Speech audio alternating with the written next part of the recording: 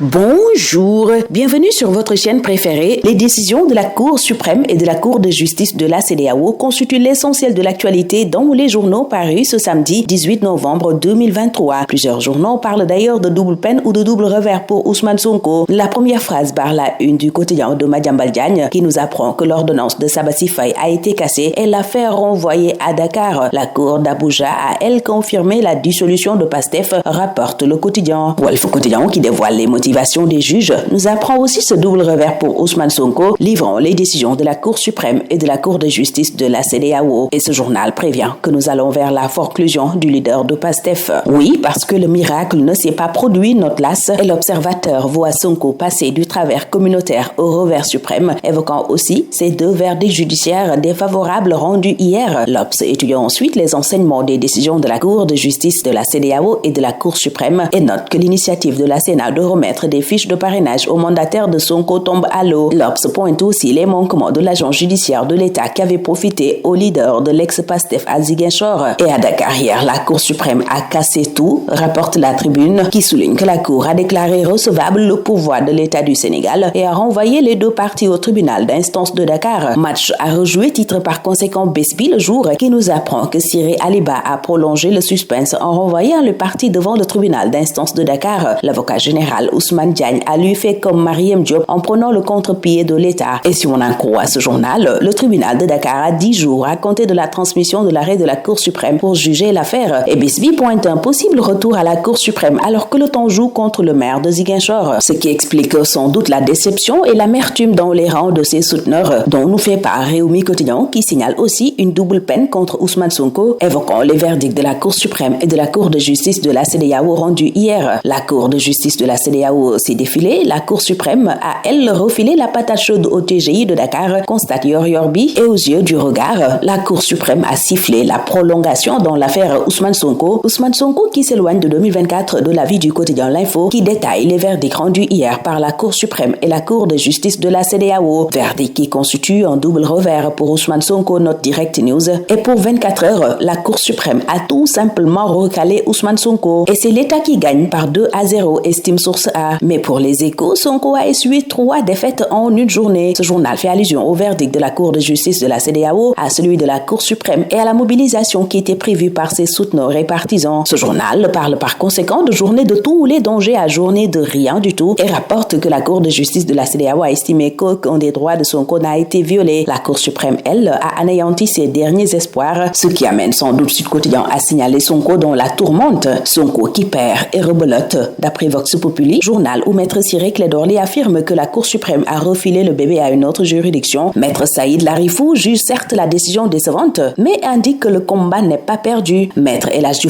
pense que c'est le droit qui a été dit. Vox Populi rapporte par ailleurs ce que Macky Sall a dit à l'occasion du conseil présidentiel tenu à Fatick. De sévères mises en garde selon ce journal, où le chef de l'État promet, je cite, « Je n'accepterai jamais jusqu'au jour où je remettrai le pouvoir, le chaos au Sénégal ». Et c'est au même moment que ce journal informe que Nitdoff a été arrêté pour appel à l'insurrection, pendant que le F24 continue de pointer du doigt le gouvernement et appelle à une manifestation relativement à l'affaire Ousmane Sonko. Concernant la magistrate Aïssatou Dialloba qui s'est retirée avant le délibéré de la Cour suprême dans l'affaire Sonko, sur ça nous parle des risques encourus. Et selon ce journal, si le président de la Cour suprême fait un rapport qui sera transmis au ministre de la Justice, il appartient à ce dernier de décider s'il doit ou pas activer l'IGAJ. En effet, souligne ce journal, les magistrats ont prêté serment de garder secret des délibérés, ce qui les oblige à ne pas parler. De même, ils ne doivent pas montrer tout comportement qui pourrait indiquer vers quel bord penche leur avis. Ce journal nous fait part, par ailleurs, de la date du procès Ousmane Sonko contre Mame Mbaye Niang à la Cour suprême et note que c'est le 23 novembre qui a été retenu. Pape Sané et Oustaz Oumar Sall sont toujours retenus par les enquêteurs. Ils ont encore fait objet de retour de parquet, informe Libération. Mamadou Senlo, PDG de Allo Sénégal, et 3 agents sont eux placés sous mandat de dépôt après la plainte de Mame Mbaye Niang, rapporte ce journal qui signale en outre que la douane a intercepté 2 kilos de cocaïne à Cabrousse, pendant que Macky lui promettait 853 milliards de francs CFA à Fatick, selon le quotidien national Le Soleil. Et Macky Sall rappelle dans la Tribune que 483 milliards de francs CFA ont été investis à Fatick entre 2015 et 2023. Et dans Enquête, Macky Sall indique qu'à Fatick, il vise un score de 100% à la prochaine élection présidentielle. Pendant ce temps, les députés, eux, ont factorisé les plénières en une dizaine de jours, rapporte Les Échos, qui fait état de débats organisés de 200 minutes environ par ministère avec 3 départements par jour. Et dans sa livraison du jour, Stade appelle les Lions à assumer le statut face au Bright Star à l'occasion du match Sénégal-Soudan du Sud pour les éliminatoires du Mondial 2026 prévu ce soir. Et pour le combat Lac d'Aussitôt prévu ce dimanche, Sunu Lamb signale des étincelles à l'arène nationale où prend fin ce tour des journaux. Très bonne lecture, excellente journée à tous.